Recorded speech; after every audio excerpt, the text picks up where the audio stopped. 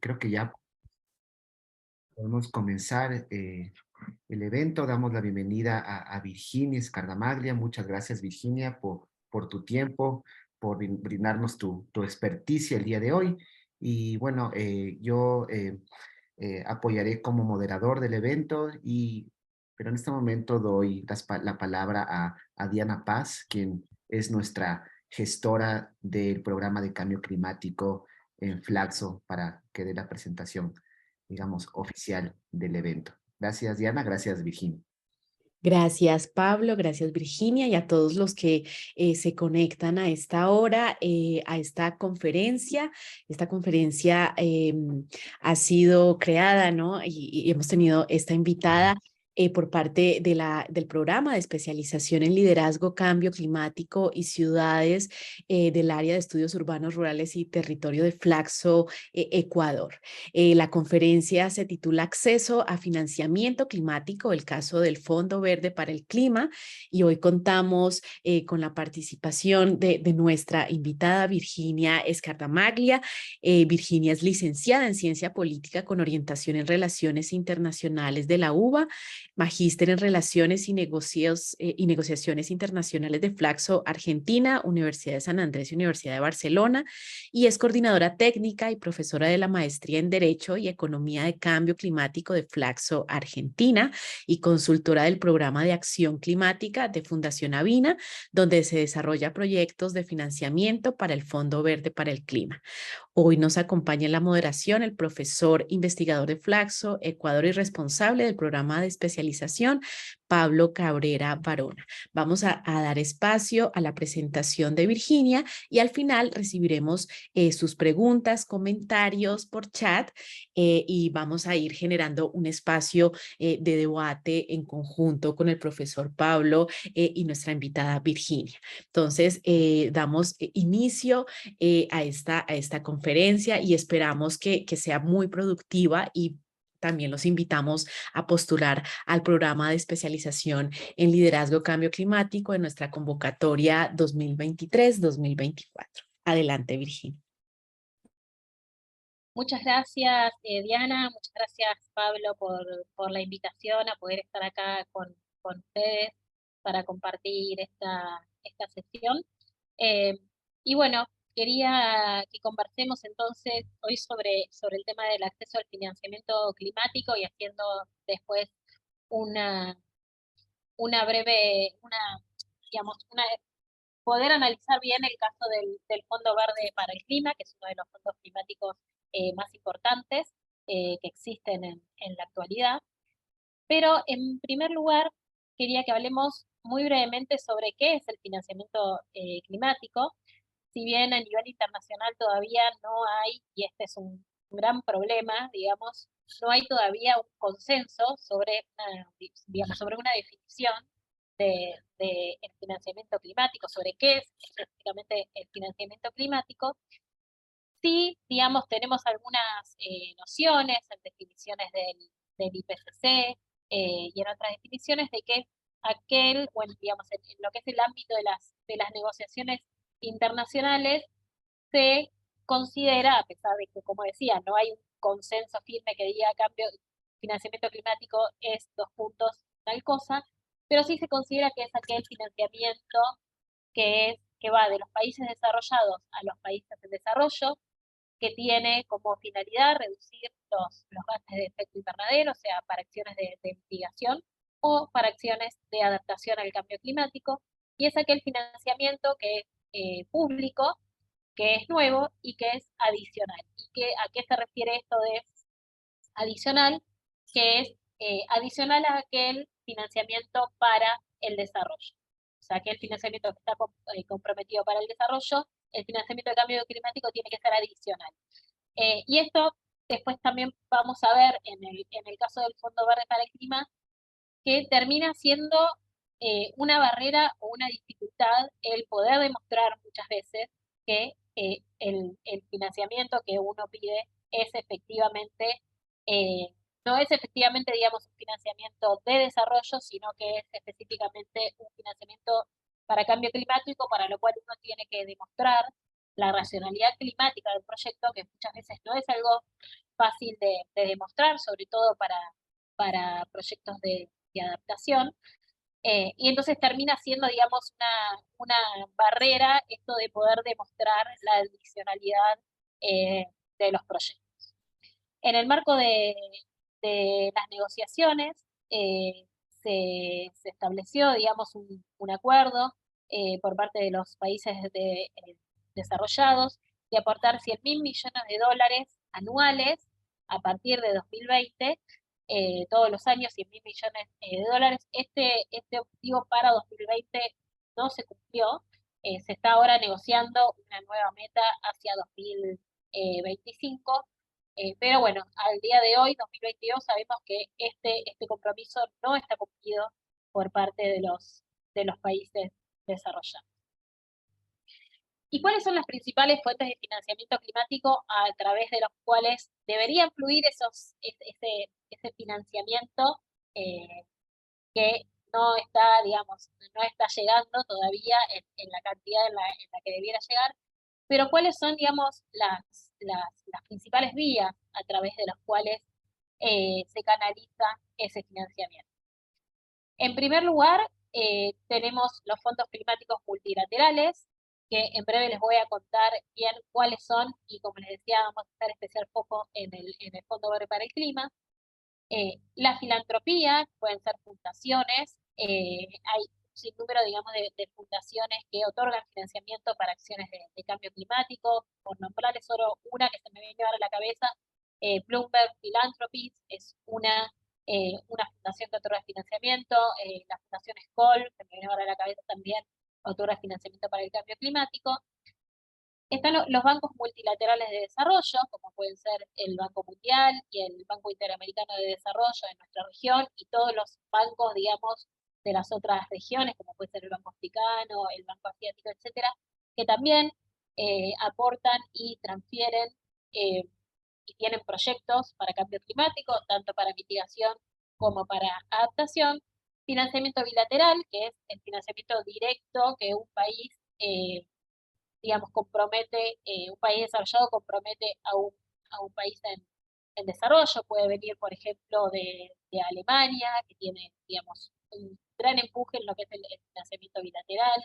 Pueden ser fondos que vengan de Reino Unido, digamos, y de varios países de la cooperación suiza, toda la cooperación bilateral que otorga proyectos directamente, digamos, negociándolos directamente país por país.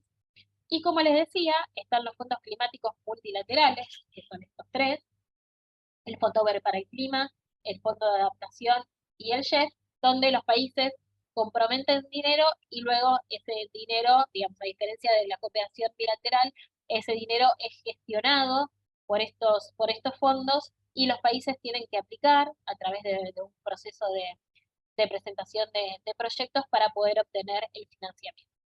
Cada uno de estos fondos, digamos, tiene sus características particulares. En el caso del GEF, por ejemplo, que es el primero que se creó, digamos, cada uno de estos fondos otorga el financiamiento, puede ser a través de diferentes instrumentos. En lo que es el GEF, solo otorga el financiamiento a través de donaciones. Tiene la característica particular que atiende múltiples convenciones ambientales, digamos, no solamente otorga financiamiento para cambio climático, sino también para otras temáticas, como puede ser biodiversidad. Entonces, este es un fondo particular en ese sentido, que no es solamente climático, sino también un fondo ambiental que atiende otras temáticas.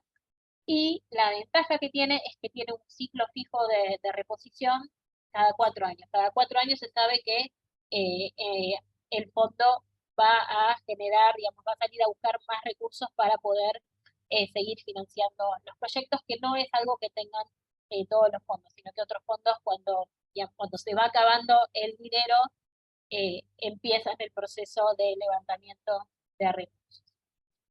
En el caso del fondo de adaptación, sí es un fondo específicamente climático y que atiende justamente solamente temas de adaptación. Lo hace a través de donaciones, también es el único instrumento que maneja.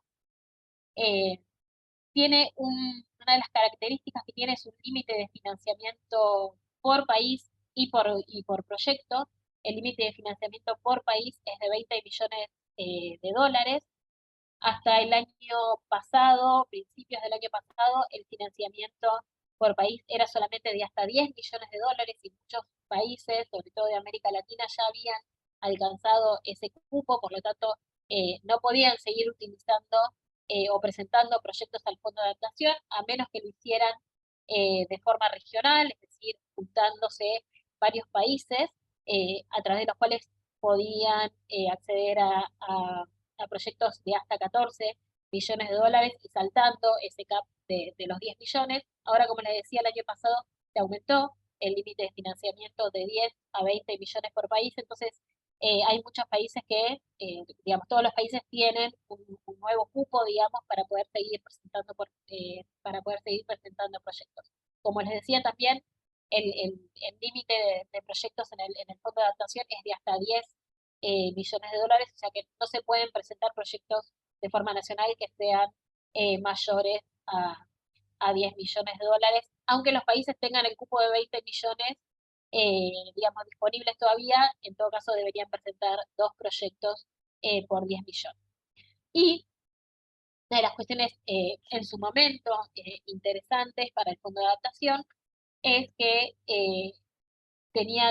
tiene un financiamiento institucional de base, digamos, no solamente de los aportes que hacen los países, sino como resultado de los proyectos MDL del Mecanismo de Desarrollo Limpio del Protocolo de Kioto, que se generaban certificados de reducciones de emisiones. El 2% de esos montos, digamos, de esos proyectos, iba destinado o va destinado al Fondo de Adaptación. El problema con eso es que hubo un momento en que los valores, digamos, de esos certificados bajaron muchísimo, entonces el financiamiento que finalmente el Fondo de Adaptación eh, pudo obtener de esa fuente, digamos, fue bastante poco, ¿no? Después tenemos entonces el Fondo Verde para el Clima, que fue el último que se creó, que otorga su financiamiento a través de una multiplicidad de instrumentos, porque no solamente otorga donaciones, sino que también otorga préstamos, otorga garantía y otorga financiamiento de capital. La ventaja, digamos, o una de las particularidades del Fondo Verde para el Clima es que busca que haya un equilibrio entre los proyectos de mitigación y los proyectos de adaptación, que después también les voy a contar en una próxima diapositiva. Y la particularidad que tiene también es que en la junta del fondo, que es, digamos, el mecanismo de gobernanza que finalmente aprueba los proyectos, hay una igualdad, digamos, de sillas para países desarrollados y para países en desarrollo. La junta del fondo está compuesta por 24 países, 12 de ellos son países desarrollados y 12 de ellos son países en desarrollo, y bueno, tienen que llegar, ¿no?, a un consenso a la hora de aprobar los proyectos. Y como les decía, yo quiero hacer un especial foco en el Fondo Verde para el Clima, porque es también el fondo con el cual, digamos, trabajo casi diariamente, o para el cual trabajo diariamente en el desarrollo de los proyectos. Básicamente, el Fondo Verde para el Clima tiene como objetivo, obviamente, contribuir, digamos, a las metas de la Convención Marco de Naciones Unidas para el Cambio Climático. El Fondo Verde para el Clima es un mecanismo financiero que sirve, digamos, a la Convención. Y lo que busca, y muy importante, porque eso se ve después en los criterios de inversión del fondo, es promover un cambio de paradigma hacia un desarrollo bajo en emisiones y resiliente al clima. Esto quiere decir que es muy importante para el Fondo Verde que todos los proyectos, digamos, que se aprueben y que se presenten, realmente generen un cambio de paradigma. Al fondo no le interesa, digamos, financiar proyectos que tengan un principio, un fin y que después no, digamos, no puedan continuar por sí mismos, generar una, digamos, ellos lo que quieren es generar una semilla para que luego ese proyecto, digamos, tenga continuidad y sostenibilidad en el tiempo, pueda ser replicable y sostenible y escalable en el tiempo. Ellos, digamos, se habla de tres conceptos, digamos, en lo que es esto de el cambio de paradigma, que es la sostenibilidad en el tiempo, la escalabilidad y la replicabilidad. O sea, que esto pueda ser replicable en otros lugares, si uno, por ejemplo, presenta un proyecto para una localidad en particular, que luego se pueda replicar esa misma lógica en otras localidades, que se pueda escalar a mayores niveles, y bueno, y que pueda ser sostenible en el tiempo, ¿no? Muchas veces quizás a través de la generación de políticas públicas o de los entornos, digamos, de las condiciones de entorno eh, favorables para que esas acciones que uno promueve se puedan seguir en el tiempo. Como les decía antes, el Fondo Verde otorga recursos financieros tanto para mitigación como para adaptación para los países en desarrollo y sobre todo haciendo foco en las poblaciones vulnerables a los efectos adversos del cambio climático. Acá tenemos también algunas de las características del, del Fondo Verde. Eh, Quizás no sé si entrar en detalle en todo, pero bueno, acá como les decía, el portafolio del Fondo Verde para el Clima busca que haya un equilibrio entre lo que es la mitigación y la adaptación, y en lo que, digamos, en lo que es el financiamiento para la adaptación, se busca que también haya que el 50%, digamos, de ese financiamiento sea para los países menos desarrollados, para las pequeñas islas, los estados insulares, que son obviamente particularmente vulnerables, y también para los estados africanos.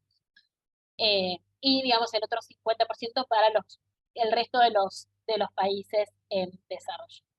A la mayoría de los países de América Latina, quizás, no sé si a la mayoría, porque hay algunos que son estados insulares, pero a muchos de los países de América Latina esta distinción, digamos, del 50% para África, los países menos desarrollados y los estados insulares, no es tan beneficioso, pero bueno, de todas formas se puede acceder a financiamiento de la misma forma.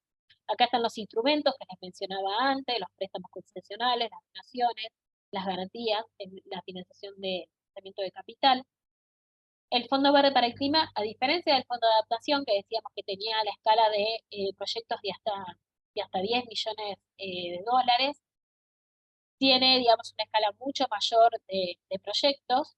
Tiene los proyectos micro, que son hasta 10 millones de dólares, los proyectos pequeños, entre 10 millones y 50 millones, los medianos, digamos, hasta 250 millones, y luego tiene los proyectos grandes, que son de más de 250 millones de dólares. O sea que es un fondo muy interesante al cual acceder porque se puede, digamos, se pueden hacer proyectos muy ambiciosos, ¿no?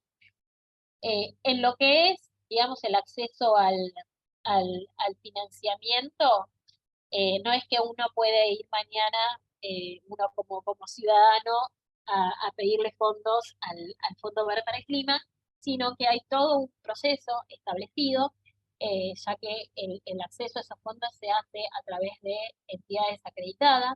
Las entidades acreditadas pueden ser organizaciones eh, públicas u organizaciones privadas, organismos internacionales, eh, que tienen que pasar por todo un proceso de acreditación que es muy engorroso y muy burocrático, eh, todo por un proceso de acreditación, les decía, para poder demostrar que tienen las capacidades administrativas, sobre todo y fiduciarias, para poder manejar los fondos eh, de este financiamiento del Fondo Verde para el Clima. Cuando uno, digamos, una entidad acreditada es la que presenta entonces, la que desarrolla en conjunto con otra serie de actores los proyectos, y esto se hace también en coordinación con la autoridad nacional designada de cada país. Cada país tiene designado ante el Fondo Verde para el Clima un organismo o una institución de carácter público, que es su autoridad nacional designada, que es digamos, su representante o su punto focal ante el Fondo Verde para el Clima por parte de cada país. Por lo general suelen ser los ministerios de finanzas o los ministerios de ambiente de los países, y son quienes finalmente otorgan lo que se llama la carta de no objeción, que esto también es muy importante, que para poder presentar un proyecto al Fondo Verde para el Clima, se tiene que contar con la carta de no objeción del país, o sea, el acuerdo del país con el proyecto que se va a presentar, y por eso yo les decía que es muy importante también que las entidades acreditadas puedan establecer contactos desde el inicio del desarrollo del proyecto con la autoridad nacional designada, que es quien finalmente les va a tener que otorgar la aprobación para que ese proyecto pueda ser presentado ante el Fondo Verde para el Clima, ya que el Fondo Verde para el Clima no recibe proyectos, o no los evalúa por lo menos hasta que no llegue la carta de no objeción por parte del gobierno. Entre estas entidades acreditadas, para ponerles algunos ejemplos, hay entidades acreditadas, como les decía antes, que son organismos internacionales, como pueden ser diferentes organismos de Naciones Unidas, como el PNUMA, como el PNUD, también el BID, la CAF, pero también otras entidades que se llaman de acceso directo, que son organizaciones quizás un poco más pequeñas, como por ejemplo Fundación Avina, para quien también trabajo, y digamos muchas otras. Se me vino a la cabeza el Fondo Mexicano para la Conservación del Medio Ambiente, el Fondo Acción en Colombia, digamos, muchas otras entidades de acceso directo que también están acreditadas y que pueden desarrollar proyectos y que tienen, de hecho, proyectos aprobados ante el Fondo Verde para el Clima y que los están ejecutando. Yo quería mostrarles un poco qué proyectos tiene Ecuador presentados y aprobados en el GCF, aprobados sobre todo, estos son solamente los aprobados.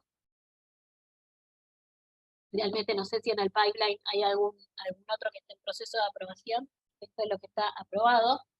Ecuador tiene aprobados 244.2 millones de dólares en financiamiento de proyectos, y también tiene casi 6 millones aprobados en proyectos readiness, que los proyectos readiness son otro tipo de proyectos, digamos, que lo que buscan es más que nada crear capacidades en institucionales, sobre todo, o crear marcos estratégicos de política para poder luego acceder a los fondos de financiamiento de proyectos. Por ejemplo, para los proyectos Readiness, y un proyecto Readiness en particular que se implementó en Ecuador, que lo implementó justamente Fundación Avina, lo que buscó fue generar capacidades a nivel subnacional para crear, digamos, para tener un listado potencial de posibles ideas de proyectos, para que luego fueran,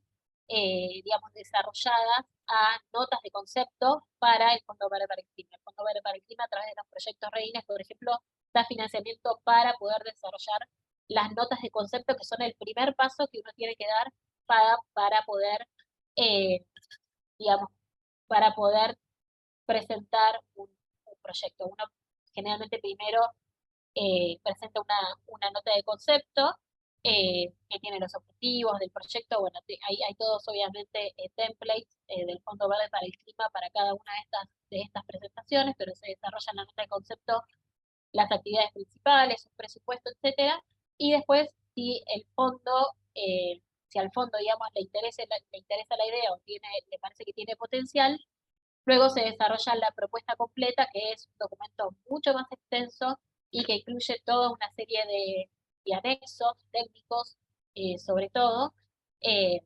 Pero bueno, lo que les decía es que los proyectos de Readiness colaboran muchas veces en poder generar toda esta etapa previa de poder desarrollar las ideas del proyecto, poder desarrollar las notas de concepto, para que después se puedan, digamos, desarrollar o, digamos, avanzar hacia propuestas completas de financiamiento. Acá básicamente los proyectos que tiene son 12 en total. 9 de esos proyectos son para múltiples países, o sea, es un proyecto que involucra a varios países y no solo a Ecuador. 5 de esos proyectos para múltiples países son de mitigación, en los cuales está incluido Ecuador, uno de adaptación y uno cross-cutting, es decir, que atiende temas tanto de mitigación como de adaptación. Luego hay 3 proyectos específicos, digamos que son solo de Ecuador, que son dos de mitigación y uno cross-cutting, y los que le decía antes, de esos casi 6 millones de dólares que tiene Ecuador aprobados en fondos Redines, están, digamos, alineados en torno a 7 proyectos Redines aprobados, ya sea que se implementaron o que se están implementando en este momento en el país. Y bueno, un poco como les venía diciendo, ¿no? Y por ahí comentando algunas de las barreras que se tienen para poder avanzar en acceso al Fondo Verde para el Clima, quería contarles un poco, digamos, qué se necesita para avanzar en ese acceso al Fondo Verde para el Clima. En este sentido, digamos, toda propuesta de proyecto climático tiene que tener, en primer lugar, una racionalidad climática fuerte y respaldo científico. Esto es lo que le decía al comienzo respecto de la adicionalidad, ¿no? El Fondo Verde para el Clima lo que pide es,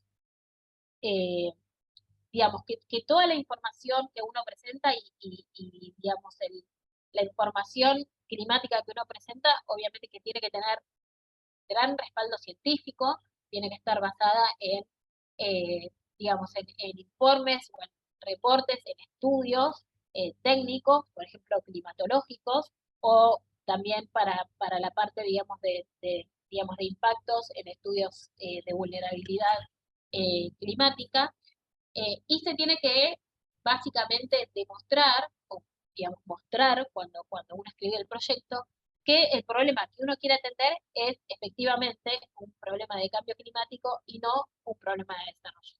Yo siempre pongo el ejemplo eh, no sé, de una ciudad que tiene problemas de acceso al agua, eh, que a veces puede ser que ese acceso al agua sea, ese problema, digamos, de acceso al agua, sea porque hay menos cantidad de agua, o sea, que una disminución de lluvias, por ejemplo, produzca que haya menor cantidad de agua en los lugares de donde la ciudad se abastece de agua, eso sería un problema climático. En cambio, si digamos el problema es que hay infraestructura deficiente y por ese tema ese agua no se puede traer a la ciudad, ese sería un problema de desarrollo. Entonces lo que uno le tiene que demostrar al Fondo Verde para el Clima es que el problema es climático, que hay una reducción de precipitaciones y que entonces hay menos agua y que por eso la ciudad no tiene agua. Obviamente que en la realidad uno no puede separar muchas veces estos temas. Muchas veces las causas son las dos. Muchas veces hay una disminución de agua por cuestiones de menores precipitaciones y que también en los escenarios a futuro se puede demostrar que va a ser peor la situación, pero también muchas veces hay problemas de infraestructura también. Entonces, uno cuando desarrolla un proyecto tiene que hacer más foco, digamos, en el problema climático y poner, digamos, el problema de infraestructura, mencionarlo, porque obviamente uno no puede esconder la información, pero sí ponerlo quizás como un factor secundario. Entonces, este es un tema muy importante y para el cual, y que resulta muchas veces una barrera, porque se tiene que tener mucha información generada, muchas veces hay países que no tienen la información o los estudios técnicos generados para poder demostrar todo esto. Y bueno, en ese caso, también, digamos, el Fondo Verde para el Clima tiene otras ventanillas a través de las cuales generar estudios, como es el Project Preparation Facility, a través del cual el país puede obtener financiamiento para hacer todos los estudios técnicos necesarios para poder demostrar, entre otras cosas, la racionalidad climática. En segundo lugar, se tiene que, digamos, uno de los pasos también que uno tiene que hacer es desarrollar una teoría de cambio que está muy ligada a esto que yo les comentaba del cambio de paradigma que busca el Fondo Verde para el Clima. Se debe contar con una teoría de cambio sólida que pueda demostrar a través de la consecución de los diferentes objetivos cómo uno de las actividades, digamos, de la cadena de resultados, cómo uno llega a la meta o al objetivo de cambio de paradigma que uno busca. También es muy importante para el Fondo Verde para el Clima que el proyecto sea elaborado de forma participativa. Hay toda una parte, digamos, también de lo que se llama de involucramiento de actores o stakeholder engagement, donde uno tiene que, obviamente, integrar las acciones de las comunidades y de todos los actores que van a estar, digamos, involucrados o afectados por la propuesta. Hay que, digamos, integrarlos a la construcción, ¿no?, de la propuesta, mantener conversaciones con toda una serie de actores. Digo, y además no es solamente porque el Fondo Verde para el Clima lo pida, que uno debería hacerlo, sino porque es también clave para poder desarrollar una buena propuesta, poder conversar con todos los actores, poder conocer bien a fondo la situación y también ya generar aliados para elaborar la implementación del proyecto, porque uno no puede caer, digamos, con un proyecto aprobado y decir, hola, soy acá un desconocido y vengo a implementar este proyecto del Fondo Verde para el Clima, sino que hay que generar todos los consensos y las alianzas necesarias para que el día de mañana, cuando se vaya a implementar el proyecto, obviamente cuente con el apoyo de la comunidad. Es muy importante también incluir la perspectiva de género. Este es un tema clave para el Fondo Verde para el Clima, y para ello hay que desarrollar, digamos, y presentar un, una evaluación de género, digamos, hacer un análisis de la cuestión de género en el lugar donde uno va a implementar el proyecto, y también hacer un plan de acción específico de género, que básicamente es replicar el marco lógico con las actividades que uno va a hacer en el proyecto y poder establecer indicadores de género para cada una de estas actividades. Demostrar la generación de cobeneficios también es sumamente importante. ¿Y qué quiere decir demostrar la generación de cobeneficios? Es establecer qué otros, digamos, beneficios sociales, ambientales, económicos va a traer el proyecto más allá de los beneficios climáticos, ¿no? Por ejemplo, en términos económicos se pueden crear nuevos empleos, puede mejorar digamos, los ingresos de, de las comunidades en términos económicos, se pueden generar, digamos, beneficios en términos de salud, beneficios en términos de mejora de los servicios ecosistémicos, digamos, toda una serie de beneficios extra al beneficio climático específico que uno busca. Y finalmente, los últimos dos, digamos, ítems con los que uno tiene digamos, que tener bien claros, digamos, y aplicarlos en una propuesta climática, es que la propuesta esté alineada con las prioridades y necesidades del país. Por eso también hablábamos antes de la importancia también de tener como aliados desde un inicio a la autoridad nacional designada, y también demostrar, que es una de las partes que uno tiene que completar cuando desarrolla el proyecto, demostrar, digamos, de qué forma el proyecto ayuda a cumplir o avanzar con la NDC de cada país. Y, el último punto es que esté alineada con los requisitos de la entidad que aplica o a la que solicita recursos, en el sentido de las entidades acreditadas tienen diferentes categorías de acreditación, como veíamos que hay diferentes niveles, digamos, de financiamiento. También las entidades acreditadas pueden acceder, digamos, tienen una acreditación para acceder a diferentes instrumentos y diferentes cantidades de financiamiento. Para ponerles un ejemplo, Fundación Avina solo puede gestionar proyectos de hasta $10 millones, o sea, microproyectos, y solamente donaciones. No puede otorgar préstamos, ni garantías, ni financiamiento de capital. Entonces, si un país quiere hacer un proyecto para un préstamo de $50 millones, tiene que buscar una entidad acreditada que tenga la acreditación válida para acceder a préstamos y a 50 millones de dólares. Y en ese caso, por ejemplo, una entidad acreditada no podría ser Avina, sino que tendría que buscar a otra entidad. Y para resumir un poco también algunas de las barreras que ya les fui comentando para acceder al financiamiento, una barrera que está relacionada y que ya se las comenté respecto de la racionalidad climática es la falta de información, muchas veces a nivel local, los estudios climatológicos, sobre todo a nivel bien localizado, ¿no? Nosotros, por ejemplo, acabamos de presentar un proyecto para el Fondo Verde para el Clima, para Brasil, para Marajó, que es un archipiélago en el noreste de Brasil, y tuvimos que realizar los estudios climatológicos específicos para las municipalidades donde queremos implementar el proyecto, sobre cómo se ven afectadas las temperaturas, las precipitaciones, etcétera, exactamente para esas localidades. Entonces, muchas veces, una de las principales barreras para acceder a este tipo de financiamiento es la falta de información local, para lo cual uno tiene que pedir financiamiento quizás para poder desarrollar primero los estudios técnicos necesarios, y esto alarga obviamente en el tiempo el pedido y aprobación eventualmente de recursos. En segundo lugar, la falta de recursos humanos capacitados para el desarrollo de proyectos. Esto pasa mucho, digamos, en las gestiones públicas, que no hay no solo el recurso humano en sí capacitado, sino también el tiempo que esa persona le puede dedicar al desarrollo de proyectos, que para el Fondo Verde para el Clima, el tiempo que uno tiene que dedicar al desarrollo de propuestas es mucho, porque son muy específicas las cosas que se piden, la cantidad de trabajo que lleva a preparar una propuesta con todos sus anexos es un gran desafío.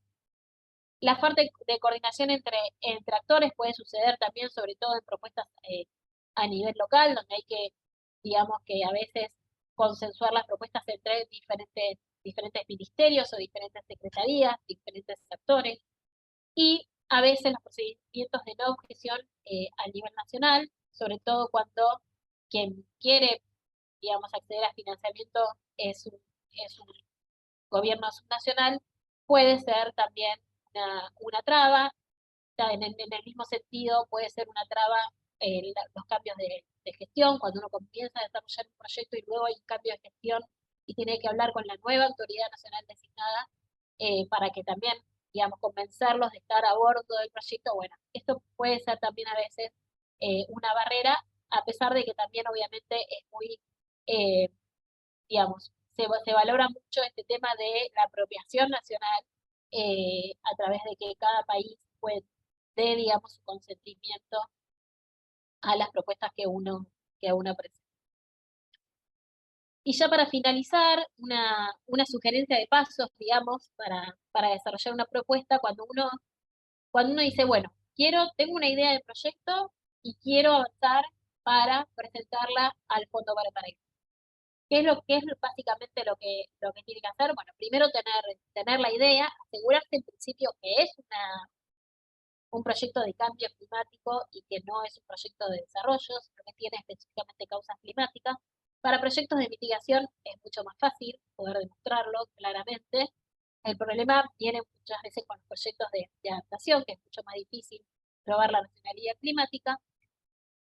Entonces, un segundo paso con esa idea es empezar a conversar con alguna posible entidad acreditada que quiera desarrollar la propuesta y llevarla y presentarla finalmente al Fondo Verde para el Clima.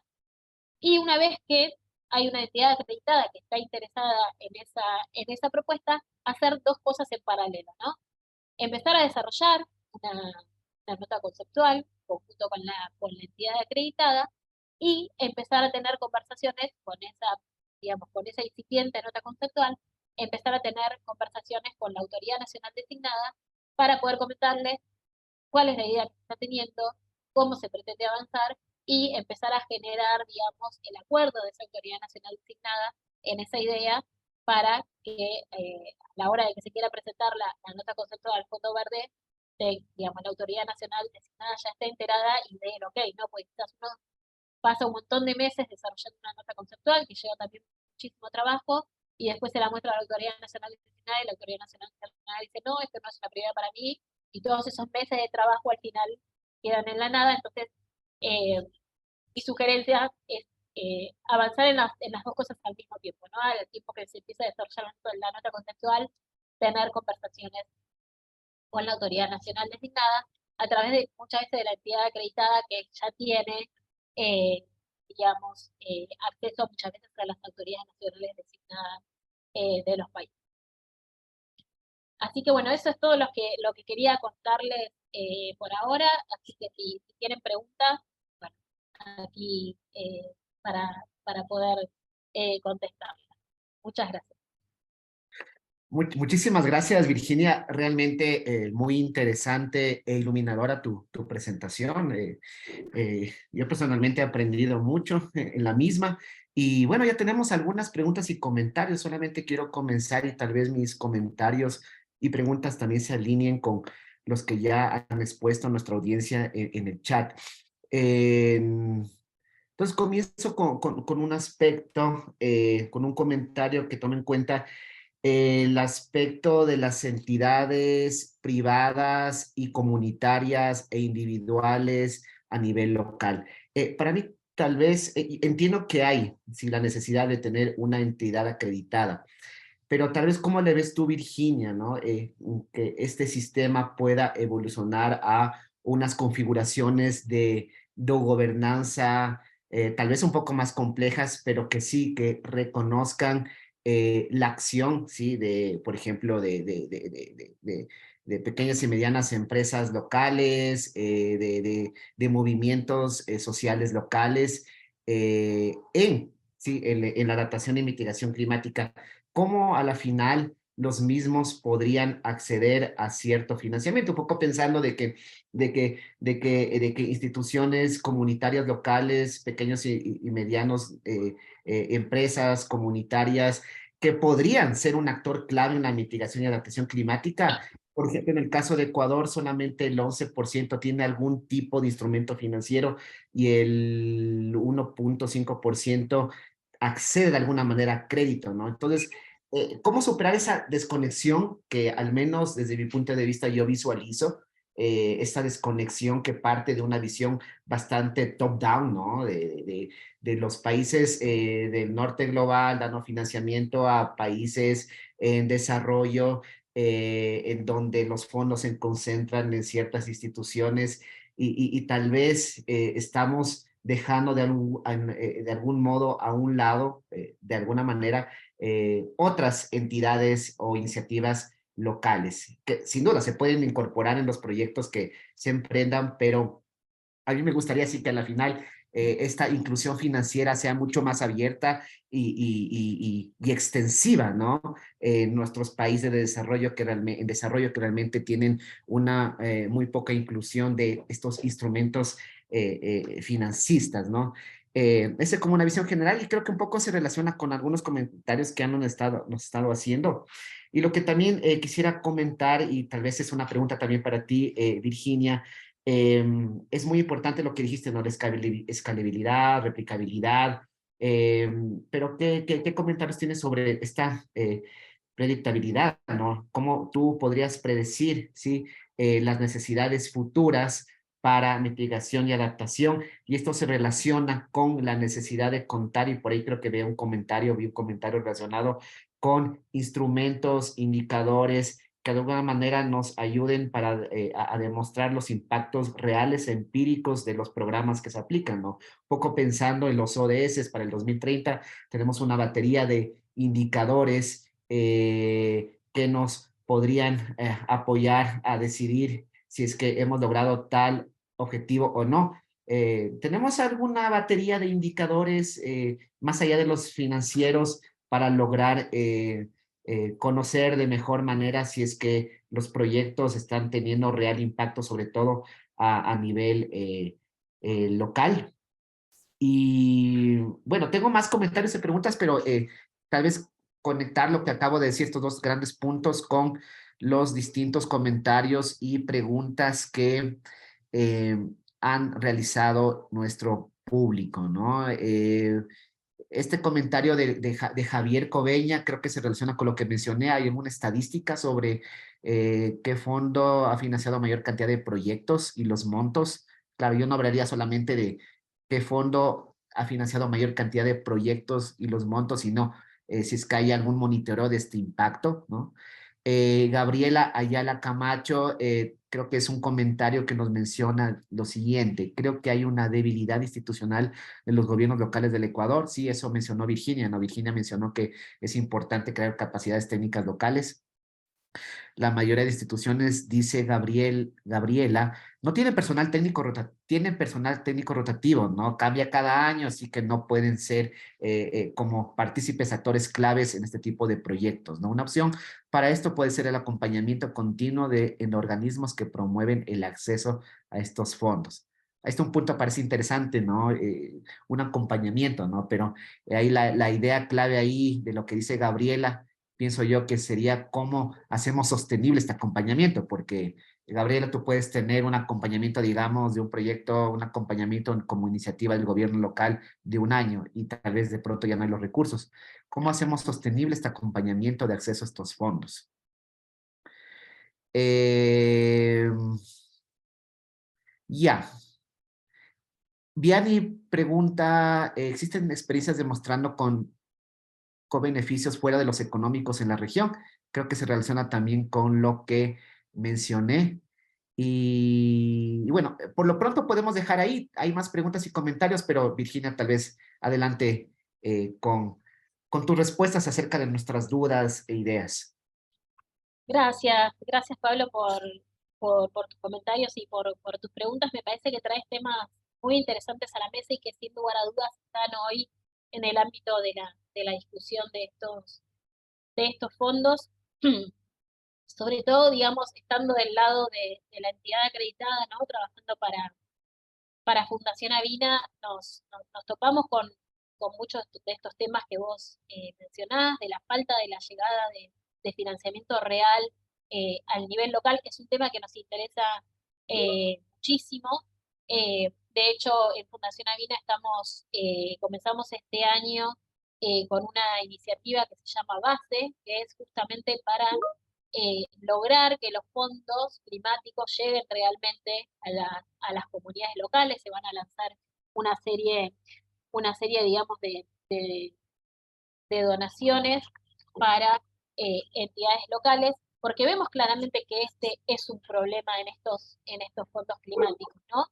Muy poquito porcentaje, no me acuerdo ahora el número, pero es ínfimo la cantidad de porcentaje, digamos, de financiamiento que llega realmente a las organizaciones de base, a las organizaciones locales. Si bien, como vos decís, uno puede integrar a estas organizaciones en los proyectos, etcétera, siempre, digamos, la canalización de financiamiento pasa por otro lado, ¿no? Por las entidades acreditadas, por organizaciones intermedias, etcétera. Porque los requisitos para acreditarse ante el Fondo Verde son eh, pero una burocracia ya, cosas que hasta ridículas, cosas que piden. Nosotros en Fundación Avina acabamos de pasar, estamos entregando, creo que hoy, nuestra reacreditación, porque cada 5 años uno se tiene que, o sea, uno no solo pasa por todo un proceso de acreditación que puede llevar hasta 2 años, sino que a los 5 años se tiene que reacreditar, tiene que pasar de nuevo por todo ese proceso burocrático, y hay cuestiones que se solicitan que ya rayan en lo absurdo. Uno, para el Fondo Verde y para el Clima, tendría que pasar su vida haciendo informes de cada cosa que hace, eh, y cuando uno en realidad cuando está, digamos, implementando un proyecto, preparando un proyecto, digamos, entre que ya son muchas las acciones y actividades que uno tiene que llevar adelante, si tuviéramos que pasar, digamos, que hacer un informe de cada reunión que tuvimos, de cada cosa que hicimos, eh, realmente no podríamos trabajar en lo importante que es el desarrollo del proyecto. No solo por mencionarles una cuestión, ¿no? Los procesos de acreditación son muy difíciles, muy burocráticos. Lamentablemente no cualquier organización puede acreditarse al Fondo Verde para el Clima. Y si bien hay cosas que son valorables, que algunas organizaciones salen incluso fortalecidas de los procesos de acreditación, porque significa fortalecerse institucionalmente, generar quizás nuevos instrumentos de gobernanza, nuevos instrumentos, nuevas regulaciones dentro de la organización, etcétera, que en algunos casos son valorables, también en otros casos puede resultar demasiado para algunas organizaciones. Pero volviendo al tema que me interesa mucho, el tema del acceso de las organizaciones locales a financiamiento, yo no veo realmente que los fondos climáticos vayan a cambiar en ese sentido esto de que necesariamente se tenga que acceder a través de una entidad acreditada. Sí, lamentablemente va a seguir siendo así, pero me parece que lo que se puede hacer, y creo que hay varias entidades acreditadas que lo quieren hacer o promover, es que se puedan generar espacios o mayor canalización de financiamiento hacia las organizaciones locales. Hay una ventanilla del Fondo Verde para el Clima, y también la tiene el Fondo de Adaptación, que fue pionero en eso, que se llama el Enhanced Direct Access, EDA, entonces el financiamiento EDA, que es justamente aplicar a proyectos que no están del todo definidos cuando es aprobado, porque esa es otra complicación del Fondo Verde para el Clima. Uno tiene que decirle exactamente todo lo que va a hacer con un presupuesto totalmente detallado que después prácticamente no se puede cambiar, o el margen para cambiar después entre rubros, etcétera, es un dolor de cabeza. Pero básicamente los proyectos EDA lo que buscan es devolver lo que se llama el devolved funding, ¿no? Devolverle el poder a lo local, a las organizaciones locales, para que puedan tener decisión sobre el uso de los fondos. Entonces, lo que se hace es presentar un proyecto que, con quizás no todas las actividades plenamente detalladas, sino que esas actividades y los financiamientos después van a ser decididos por mecanismos de gobernanza creados a nivel local para poder tomar decisiones sobre ese financiamiento. El problema es que esa ventanilla del Fondo Verde para el Clima actualmente no está muy utilizada ni muy explotada, y tenemos la sensación de que tampoco es una prioridad quizás para el Fondo Verde para el Clima alimentar las presentaciones a esa ventanilla. Entonces va a pasar por el lado de las entidades acreditadas de poder empezar a solicitar más recursos a través de esa ventanilla, pero bueno, tampoco es tan fácil a veces crear proyectos EDA porque tienen todas sus características particulares. Entonces no es que uno se levante y dice, bueno, este proyecto lo voy a presentar a EDA. Fundación Avina lo quiso hacer, después lo tuvimos que cambiar porque nos dijeron que no sé, que determinado proyecto no tenía las características para un proyecto EDA, pero, hay ventanillas tanto en Fondo de Adaptación como en Fondo Verde para el Clima para acceder a recursos que bajen más a nivel local, pero no están muy explotadas, y ahí me parece que hay todo un gran campo para poder explotar. Y brevemente, para hacer mención a lo que vos mencionabas del impacto, ¿no? En los últimos años, por lo menos en lo que es el Fondo Verde para el Clima, le están dando, más importancia a esto de las evaluaciones de impacto. De hecho, tienen ahora desarrollado un sistema que se llama LORTA, que es un mecanismo independiente de evaluación de impacto que apoya, que elige cada año a determinados proyectos para poder apoyar a esos proyectos a la evaluación de impacto, porque también lo que quieren es generar, ¿no?, los datos de cómo cada uno de los proyectos está generando justamente impacto a través de toda una serie de indicadores y metodologías de evaluación de impacto, de las cuales no soy experta, pero bueno, este año nos tocó participar de una capacitación en estos temas, y es algo en el que el Fondo Verde para el Clima le está poniendo un poco más de atención en este último tiempo, justamente al tema de la evaluación de impacto, y eso, si bien también es un requerimiento adicional para las entidades acreditadas que ya tienen un mundo de cosas para hacer cuando diseñan el proyecto y después que lo implementan, se agrega esto de la evaluación de impacto, que igualmente me parece que es muy positivo, a pesar, ¿no?, de ser una carga adicional al proyecto. Cambio. Listo, muchas gracias Virginia. Aquí tengo 3 preguntas de José Luis Tituaña, de Johanna Villavicencio y Patricio Díaz. pero tal vez ya los puedo resumir como en una gran pregunta en donde, primero, como tener más claro si es que gobiernos locales pueden acceder directamente a este tipo de financiamiento. Segundo, ¿qué criterios se toman en cuenta? Y aquí quisiera como tal vez enriquecer la pregunta. Mencionaste que el tema de adaptación es un poquito más complejo de defender en una propuesta, ya que se podría confundir un poco con proyectos típicos de desarrollo. Pero personalmente yo veo una línea difusa. Finalmente hablamos, desarrollo y cambio climático son grandes temas en donde problemáticas locales, territoriales, sociales, económicas, culturales, ambientales, etcétera, pueden ser las mismas tanto para el gran tema de desarrollo como para el gran tema de adaptación climática y en general cambio climático, ¿no? Entonces, ¿qué criterios, no, toman en cuenta los inversionistas? Tal vez unos detalles adicionales, Virginia, más de los que ya nos pusiste en la diapositiva.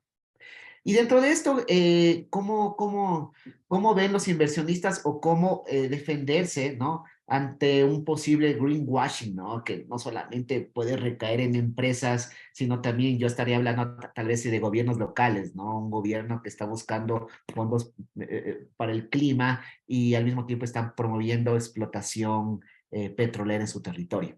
Eso, Virginia. Gracias, Pablo, por las preguntas.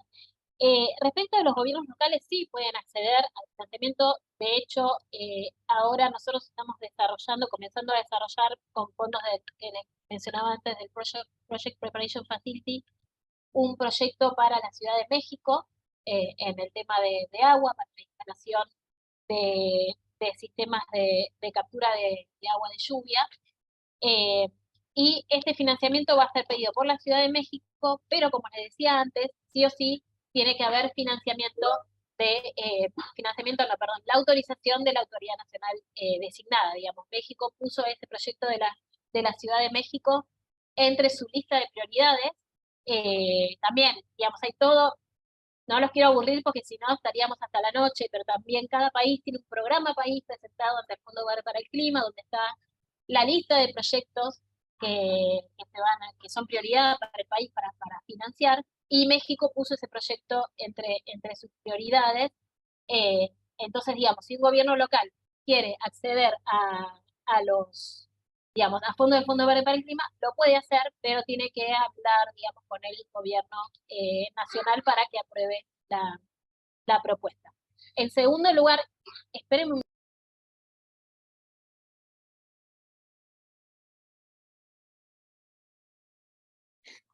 Se parece que sí, ahí estamos de nuevo. Sí, ahí Perdónenme, perdónenme. Eh, está. En segundo lugar, el tema de los inversionistas, digamos, no es algo que aplica al Fondo Verde para el Clima porque, digo, todos los fondos del Fondo Verde para el Clima vienen de los países desarrollados, ¿no? Y, eh, digamos, quien decide sobre esos fondos es la Junta. Entonces, no es que los inversionistas van a decidir sobre digamos, qué proyecto se financia y cuál no, sino que los que deciden son los países que están sentados en la Junta, ¿no? Que hay mitad países en desarrollo y mitad países desarrollados. Por último, perdonen que tengo a mi niña que entró acá. No, tranquila, Virginia. Perdóname. Es parte de la Justo normalidad. llegaron del colegio, Claro, claro, no. perdóname. Y entonces, y por último, el tema del greenwashing, digamos, también me parece que un poco vinculado a lo anterior. El Fondo Verde no va a mirar el tema del greenwashing porque quien pide el financiamiento en última instancia es el país, es su país, y el Fondo Verde para el Clima no va nunca, obviamente, a acusar a ningún país de greenwashing y lo que fuera.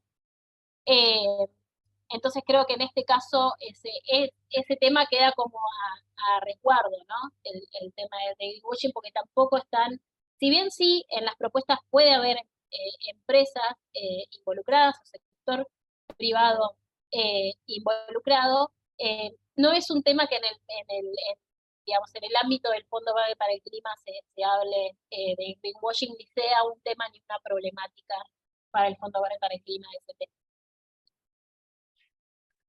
Claro, claro, me imagino, o sea, no es, alguien estarían revisando y dice, posiblemente esta persona quiere hacer greenwashing, ¿no? Cuando están hablando de gobiernos locales o productores locales o u ONGs, no sé, sí, creo que es un tema complejo, valdría la pena discutirlo más a futuro, pero sí, te entiendo perfectamente que de alguna manera puede ser más abstracto todavía, ¿sí? En estas decisiones. Tengo ahí un comentario de Laura y creo que de alguna manera Virginia ya contestó esta pregunta. Laura, en donde sí reconocemos que existe una limitación, que existe un desafío de justamente canalizar recursos a nivel más comunitario y local, ¿no? Porque Laura decía hasta qué punto esto puede ser dirigido a pequeños productores. Bueno, si Virginia también puedes dar un comentario adicional si deseas. Tengo ahí unas dos preguntas bastante específicas. La una de Alexander que nos dice, ¿cuál es el proceso de acreditación, sí, para recibir fondos? Y una segunda pregunta de Dalín Portocarrero que menciona, ¿la rehabilitación de servicios ecosistémicos puede acceder a financiamiento de estos fondos? Gracias, Pablo. Por ahí, para empezar por la última pregunta, sí, la rehabilitación de servicios ecosistemas es válido. De hecho, es una, digamos, de las áreas, digamos, de interés del Fondo Verde para el Clima, el tema de los servicios ecosistémicos dentro de, digamos, el Fondo Verde para el Clima tiene 4 áreas de resultado para mitigación y 4 para adaptación. Una de las de adaptación es la de servicios ecosistémicos.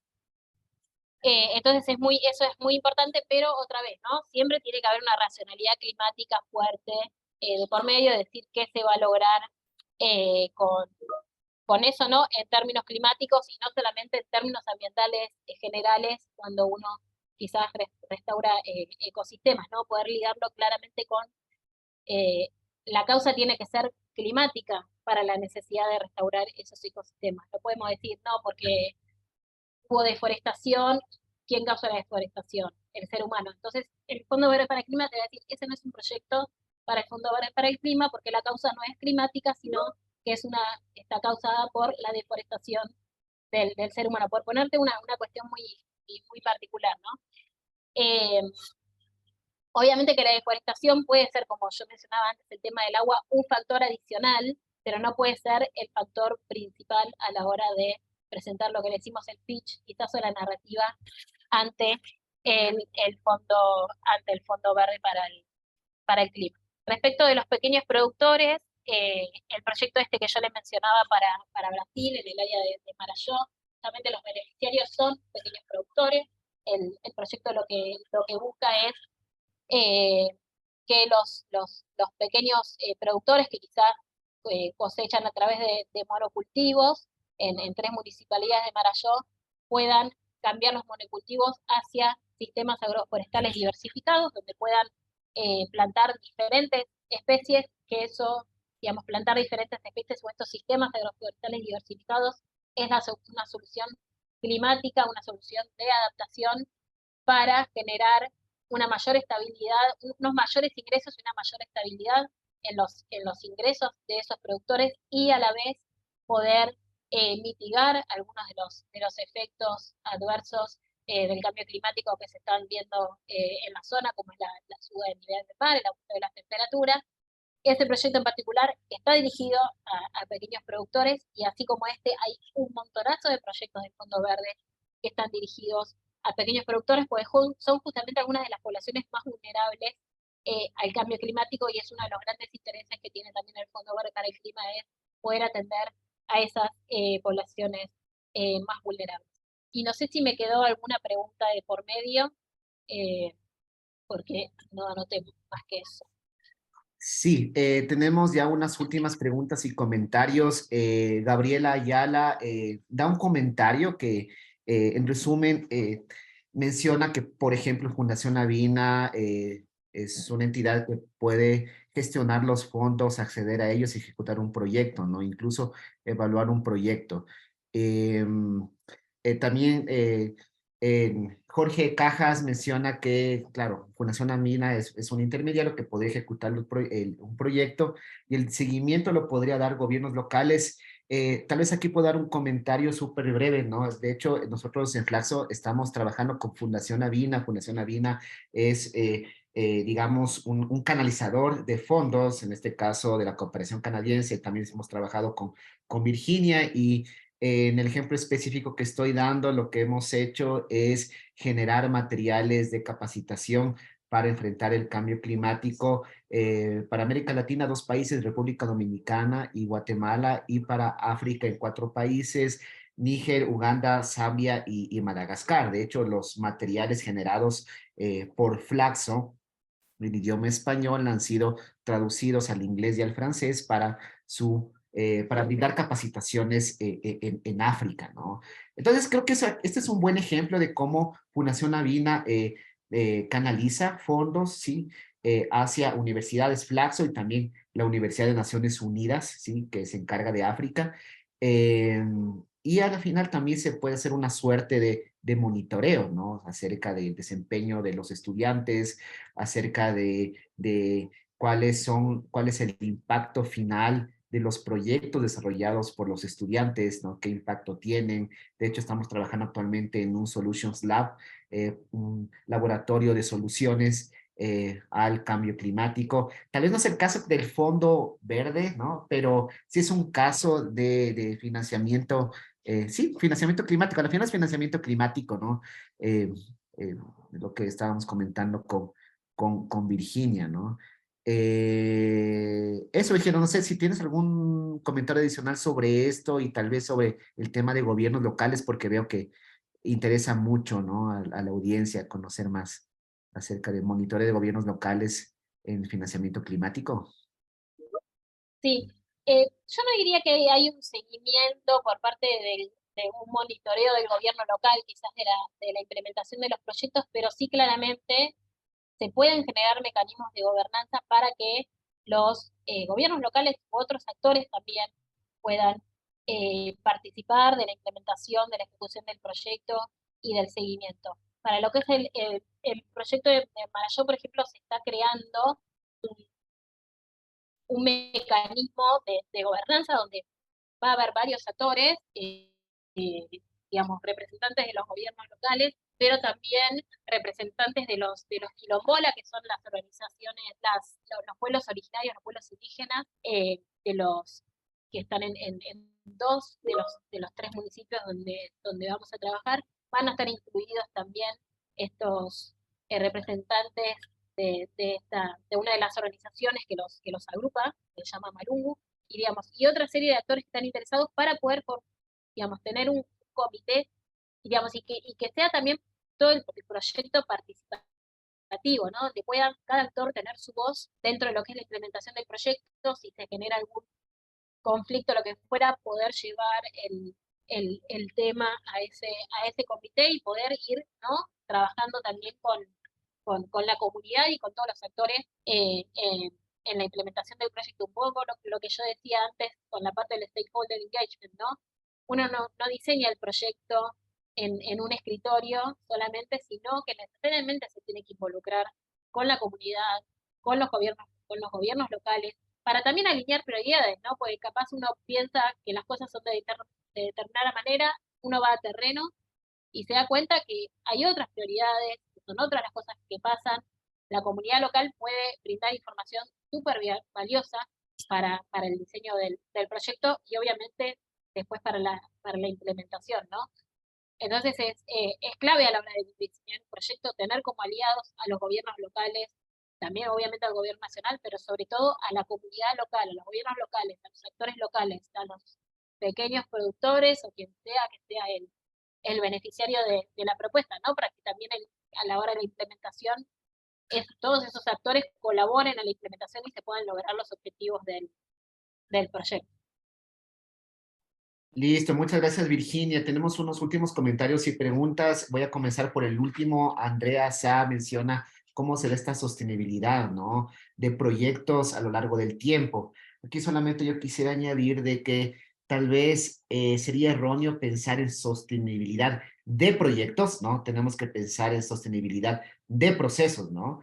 Un proyecto es un proyecto, va a tener una limitación de fondos, una limitación en tiempo, pero realmente tenemos que trabajar en el proceso. ¿Cuál es esta cadena que también tiene que ver con una red de gobernanza, como decía Virginia, donde aseguramos cierto impacto, ¿no? Hacia los actores claves y la sociedad? Poniendo el ejemplo de lo que trabajamos con Flaxo Argentina, Flaxo Ecuador, Fundación Avina, etcétera. Ok, el impacto es el aprendizaje de estudiantes y después de eso el siguiente impacto es los proyectos que ellos emprenden a nivel local, ¿no? Que son no solamente estudiantes de posgrado o de un curso específico, sino realmente son, nosotros seleccionamos líderes, lideresas locales, actores claves en cuestión de lucha contra el cambio climático, ¿no? Em, de ahí, de ahí hay el comentario de Vianney, dice, ¿por qué no evalúan el greenwashing, no? Tal vez no es no querer evaluar el greenwashing, de hecho es muy importante monitorear esto y detectar, ¿no? Yo diría más que evaluar, el desafío es detectar el greenwashing.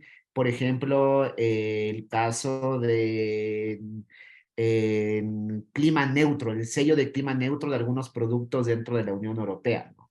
En principio uno pensaría, claro, es una muy buena iniciativa, tal producto ha sido producido tomando en cuenta una eliminación, una anulación de emisiones, ¿no? Si se gasta, si por ejemplo se emiten tales gases de efecto invernadero en la producción de este producto, la empresa tiene que de alguna manera, por ejemplo, reforestar ciertas áreas. Y claro, o sea, la idea inicial está muy bien, pero ¿qué pasó ahí? Sí se descubrió un greenwashing, se detectó un greenwashing donde las empresas, ellas mismas decidían el sello. Se decían, ah, ya, yo sí estoy cumpliendo, la empresa misma, estoy cumpliendo con esto, con este proceso X, así que me pongo el sello. Y no necesariamente estaba siendo clima neutral. Entonces, ahí lo que le diría a Vianney, más que evaluar, sería el desafío con saber detectar y conocer o esta, igual, de nuevo, una red de gobernanza no solamente local y global, porque de pronto una empresa puede estar diciendo, estoy trabajando por el clima neutro, realizando una reforestación en Brasil, ¿no? Entonces, esa actividad, ¿sí? Entra, digamos que a los registros dados por la empresa, ¿sí? Pero también a los registros dados por el país, Brasil. Entonces Brasil te va a decir el gobierno, sí, estamos cumpliendo con esta reforestación. Y la empresa internacional te va a decir, sí, estamos cumpliendo con esta reforestación, pero pero es el mismo proyecto, emprendimiento de reforestación. O sea, está entrando como que fueran dos logros, pero es un solo logro. Esa es una de las grandes también desafíos actuales, ¿no? Cómo tú igual monitoreas estos impactos.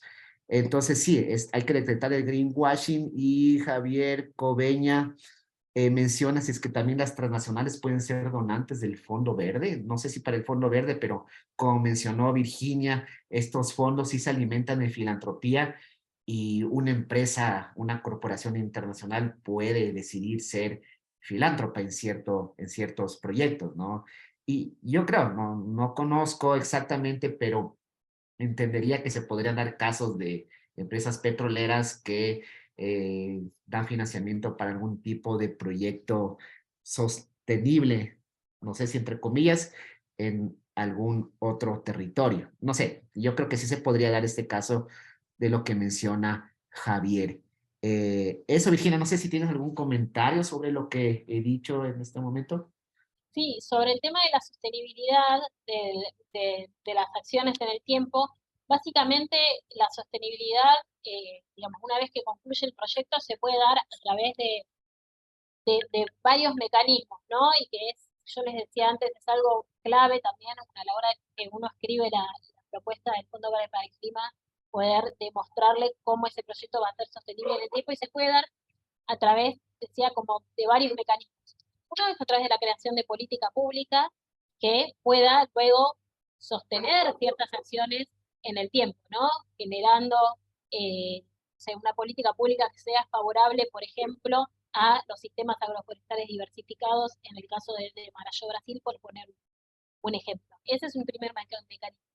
Y un segundo mecanismo de poder generar la sostenibilidad en el tiempo, quizás a modo financiero, quizás, es poder generar muchas veces una de las grandes barreras para poder, digamos, implementar ciertas acciones de cambio climático, por ejemplo, que los productores pasen de monocultivo a sistemas agroforestales diversificados, es el acceso a financiamiento para esos pequeños productores.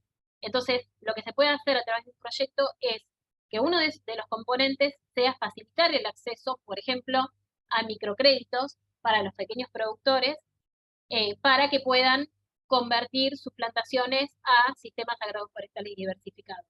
Pero eso después hay que probar que ese acceso a microcréditos después va a seguir a lo largo del tiempo, y no solamente los pequeños productores van a poder acceder a microcréditos en los 5 años del proyecto con los fondos del proyecto. Entonces, muchas veces se pueden crear mecanismos a través de los cuales se puede asegurar, digamos, después que la bola siga rodando, por ejemplo, a través de la creación de un fondo comunitario, eh, digamos, de ciertos mecanismos, por ejemplo, a nivel financiero, que puedan darles, digamos, que esa bola se siga retroalimentando en el tiempo a nivel financiero, para que después de los 5 años, por ejemplo, ese fondo comunitario pueda seguir, digamos, obteniendo recursos de otros lugares, porque uno, eh, digamos, pone la cancha en condiciones, eh, tanto a nivel político como financiero, quizás, y económico, pone las condiciones favorables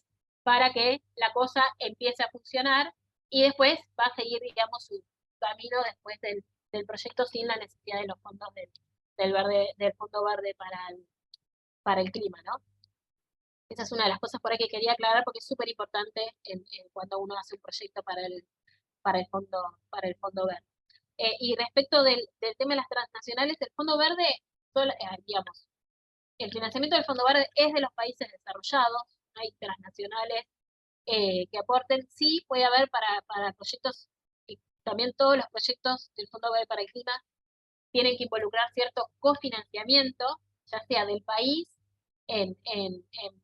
digamos, en cuestión, ya sea fondos públicos del país, o de o de la filantropía, o de alguna, digamos, de alguna otra persona que quiera aportar, persona, digamos, organización, etcétera, que quiera aportar financiamiento para que el proyecto, supónganse, de 7 millones de dólares por el Fondo Verde para el Clima, sea un proyecto de 10 millones en vez de 7, y que, digamos, se junten esfuerzos para poder llevar adelante el proyecto. Y ahí sí pueden involucrarse fondos del sector privado. Muchas veces sucede que hay bancos que aportan fondos a través de otorgar fondos para préstamos, etcétera, y que, digamos, hacen más interesante el proyecto, porque de los 7 millones que te va a dar el Fondo para el Clima, en vez de 7 millones vas a tener 10 en realidad para ejecutar, porque también obtenés financiamiento y aliados, ¿no? Porque si con financiamiento significa que tenés un aliado que está aportando financiamiento, pero que también está interesado en el proyecto y en el objetivo que vos querés cumplir con ese proyecto, ¿no? Listo, muchísimas gracias, Virginia, por todas tus ideas, todos estos temas claves que nos van a servir mucho para conocer más sobre el financiamiento climático, que como tú al inicio de la presentación, de tu presentación, no es que hay un concepto fijo, es decir, financiamiento climático, 2 puntos está, ¿no? Es mucho más complejo, tiene distintas aristas, y con tu presentación, con tu ponencia, hemos logrado comprender de mejor manera sobre este tema. Muchísimas gracias de nuevo, Virginia. Creo que estamos un poquito pasados de tiempo. Sin embargo, esto demuestra el gran interés que ha dado tu charla, ¿no? Tuvimos, me parece, un pico, creo, de 48, 47 personas. Se han quedado 32. Es un éxito realmente, ¿no? Se han quedado porque ha sido una conversación larga, pero muy fructífera, creo yo. Y bueno, no sé, Diana, por ahí algo más que añadir, Diana Paz. No, muchísimas gracias a todos los asistentes, a todas las asistentes, a nuestros egresados, egresadas que también se conectaron a este espacio y por supuesto a Virginia por contarnos todo este proceso alrededor del financiamiento climático, que es uno de los puntos de interés de nuestro programa de investigación, pero también de los tomadores de decisión. Los invitamos nuevamente a postular a nuestro programa de especialización en liderazgo, cambio climático y ciudades y de paso también a los próximos eventos que tendremos con relación a este tema de interés. Muchísimas gracias por conectarse. Van a encontrar la grabación en nuestras páginas, en nuestras redes sociales, Estudios Urbanos en Facebook y LinkedIn. Muchas gracias, Diana. De nuevo, te agradezco mucho, Virginia. Esperamos seguir cooperando entre nosotros en el futuro, ¿sí? Y bueno, también apoyar a Argentina hoy tarde, ¿sí? Que tengan un excelente día a todos y todas. Un abrazo.